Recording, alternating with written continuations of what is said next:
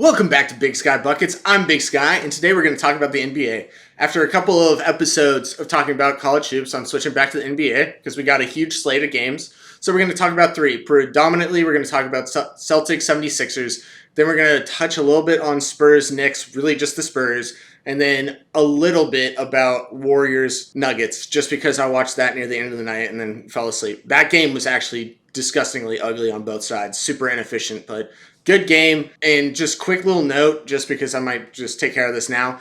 That's two teams that I could easily see being the early picks for Western Conference Finals matchup. But before we get into it, if you're new to the channel, please consider subscribing, liking, commenting on these videos, these episodes. If you're an audio-only listener, give it a rate, give it a listen, all that good stuff, and let's just jump into it. 76ers, Celtics, it was a good game. 76ers won. Celtics now fall to 6-2. They're second in the East now after being 6-0, basically coming into this week. And really here, I want to talk about the Celtics because I haven't talked about them yet, and they've gotten a lot of praise recently, and rightfully so. Going 6-0, being the only undefeated team coming into this week is huge. But now they've dropped two in a row. One to the Timberwolves, and understandable. You're going to lose games, that's fine. And the Timberwolves are now getting a moniker for, like, if you're on a really hot streak, they will destroy it because they have the number one defense and blah, blah, blah, blah, and Ant-Man is the GOAT. All that good stuff. He's Michael Jordan. Who cares? The main thing here I want to talk about is the top six players on the Celtics. I don't even want to talk about the 76ers in this one. I know it's a three-point game. 76ers did their thing. Tyrese Maxey went off. Joel Embiid was great. All that good stuff. Why in the hell? Why are you putting Drew Holiday, the 6'4" guard whose best attribute is perimeter defense, on 7'1" behemoth of a man, Joel Embiid? What are you thinking?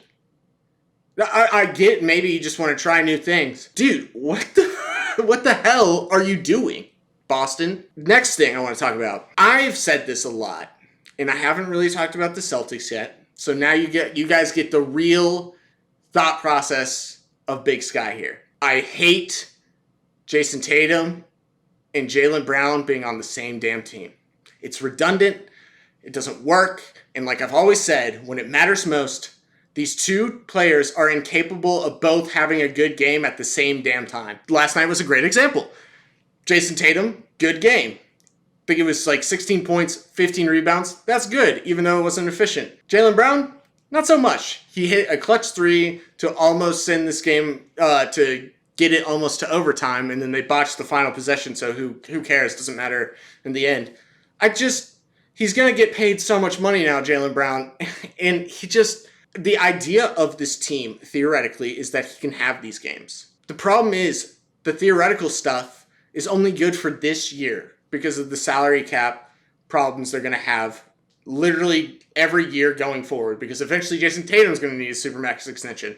And they're already paying Kristaps Porzingis a lot of money, and they want to extend Derek White and blah, blah, blah, and Drew Holiday is getting a lot of money. I mean, you need a win now, so I get it, but, like, I hate this idea because I just don't think Jaylen Brown fits on this team anymore. Now, I'm not saying he's a bad player. I'm just saying if you're going to have two stud wing players be super inconsistent on a day-to-day basis, that's not a recipe for success in my eyes. And so, Jaylen Brown, just stick with Jaylen Brown. Again, I know it's a running meme, but it's true.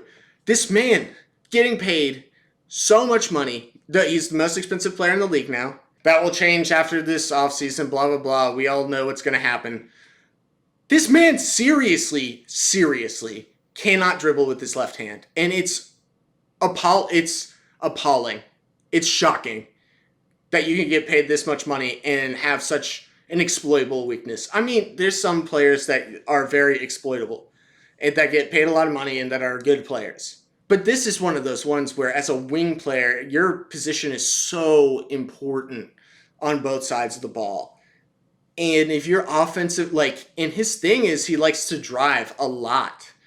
And he likes to dribble a lot. But it's literally why they lost in the Eastern Conference Finals. They came back all the way from 3-0 to go to a Game 7 In the game plan, they literally said it. The Miami Heat's game plan was make him go to his left. Bro, this is something needs to change. Jason Tatum, your turn. I love Jason Tatum. He went to Duke. But sometimes I really question if this man is aware of what he's doing on a court. There's so many times he gets in these weird offensive lulls. And part of this Drew, you're up next, buddy.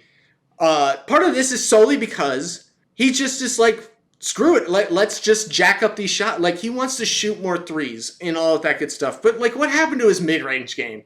When he came into the league, he was a great mid-range shooter, fadeaways, all of that. He barely takes those anymore. And yes, that could be because of the new offensive scheme of the Celtics, but it's just so disorienting to watch him just brick a bunch of threes in a game, and then the next game he'll just slaughter all of those threes. It's like, dude, sometimes you really do need to wake up. There's certain teams, like when I've talked about the Hawks, that yes, you just got to keep shooting threes because that otherwise Quinn Snyder's he's going to kidnap your child. I don't know. Like, who cares? This team is different. This team should not continuously do that. And Jason Tatum being the number one option on this team, and if he doesn't think that, he's a moron, needs to start you need to be that 3-level scorer. If you want to be Kobe so fucking bad, then you need to start acting like it, man. And, like, if you're getting in lulls from threes, it's not just, like, get to the rim. Do your thing. You used to be great at mid-ranges. What the hell happened to those? They just dropped off the face of the planet. All right. Drew Holiday, you're next up, buddy. This guy, to me, I might get a lot of hate for this. This guy is the most overrated player in the entire league, in my eyes. Everyone thinks this guy is a first ballot Hall of Famer, blah, blah, blah. I don't know where they got that concept. They say he's the best defensive player in the world. Ask Jimmy Butler. That's false.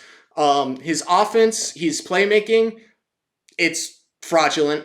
Pull up mid, like his off the dribble creation, fraudulent. He's a one-time All-Star last year. Okay, I get it. But what the hell is he, like, he impacts winning defensively, and then if he's the main facilitator for this team, I hate that. And I think that's one of the things that I'm most pissed off about for the Celtics.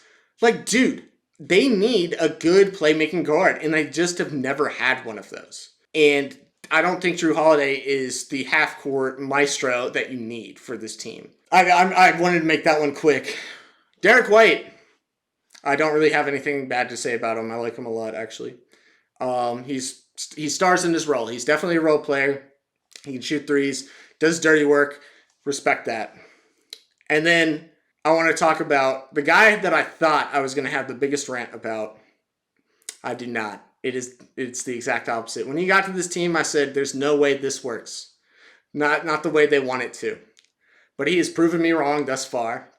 8 games in, he's been great. So stand up and take a bow. Tingus Pingus, Mr. Porzingis. That's what I'm talking about, man.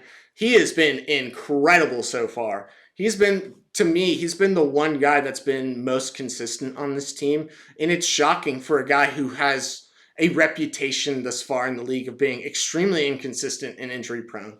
But he's been very good in the stretch 5 role, along with, like, that's how the offense should work. And because they don't have a major facilitator, that's what is holding this team back. But, like, he's been doing everything you need him to. Rim protection, getting dunks, like easy layups, all that good stuff, and shooting threes. And he had 29 points tonight. He was actually really good. He was, like, the best part of this starting 5, in my opinion.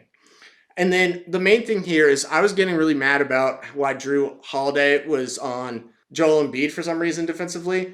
I get it's a regular season game, but I really still thought you could have matched more minutes of Al Horford on Joel Embiid, because Al Horford is like the Embiid stopper, honestly, even if he's very old. I don't know, man. This team is bizarre to me. They just are very inconsistent for the most part, and I don't love the Jays being the top 2 options. I think my hot take is that if you traded Jaylen Brown and you just kept Porzingis, this team would probably work better. And then you got someone that is a bona fide playmaker at the guard spot, or just some spot. And I don't even care if it's a point forward at this point. Someone who knows how to do half-court offense, facilitation needs to be on this team because there's just this. There's 6-2. I get I know that it sounds like this is unwarranted, but I'm telling you guys, this is going to be a problem come the playoffs. I promise you. And if this is correct, I'm gonna come back whenever I make that episode, which is a long ways away. I'm gonna put this piece in to just basically be 8 games in the season. I figured this was gonna be a problem, and I don't know, man. Another little thing. I just want to rant really quick, man. And let me get this off my chest. Peyton Pritchard is the biggest fraud I've ever met in my entire life. He goes to Pro-Am games over the summer, and it's oh my God, he put up 91 points. And then he has 4 20-minute per game 0 points. What the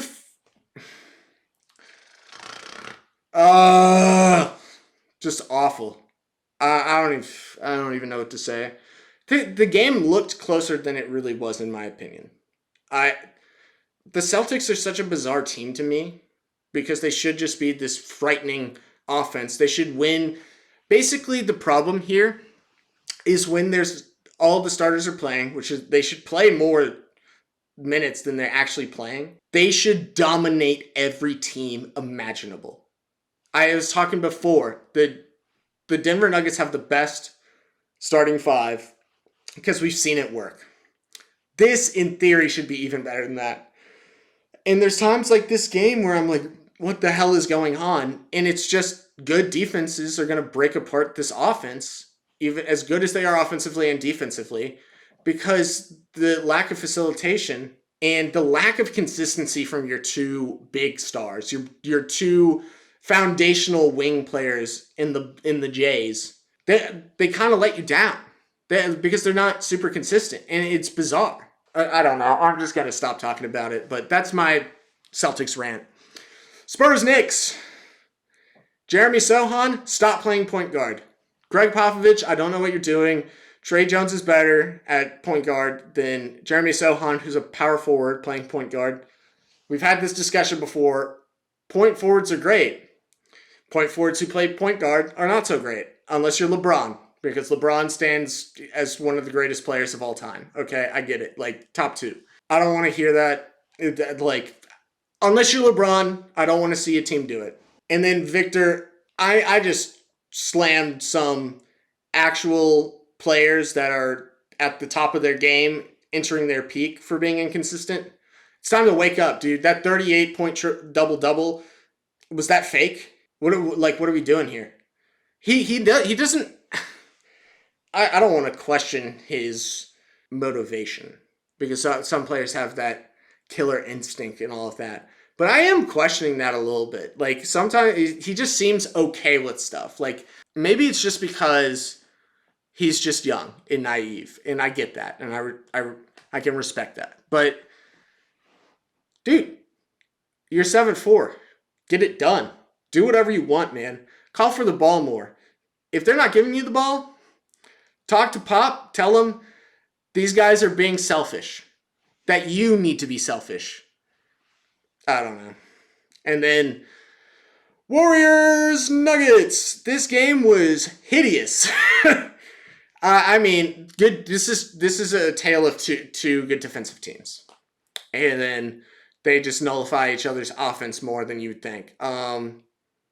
Yeah, I don't even really have too much to say. This was just you could tell both teams were getting extremely upset at either officiating or just the physicality of it for a regular season game. And it's both nice and also I kind of wanted to see Steph go off more. I wanted to see Jokic hitting more of those the shots he normally makes.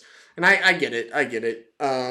But otherwise, I mean, it was still a good game. I will say this last little thing, and then we're gonna go.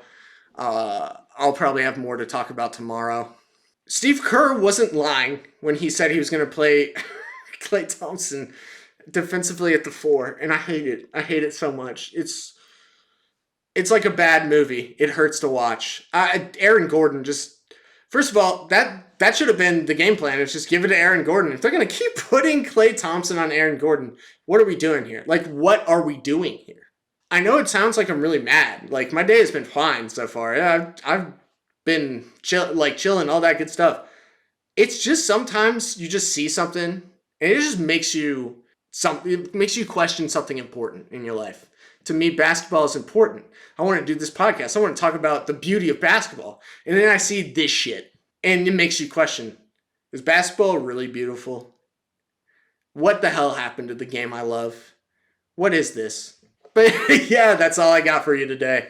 Some weird ranting in there. I hope you enjoy that. I'll throw in some graphics, vids, all that good stuff, trying to make these episodes better. All that gets, all that good stuff. So if you're new, again, please subscribe, like, comment, all that good stuff, and I will see you guys tomorrow. Peace.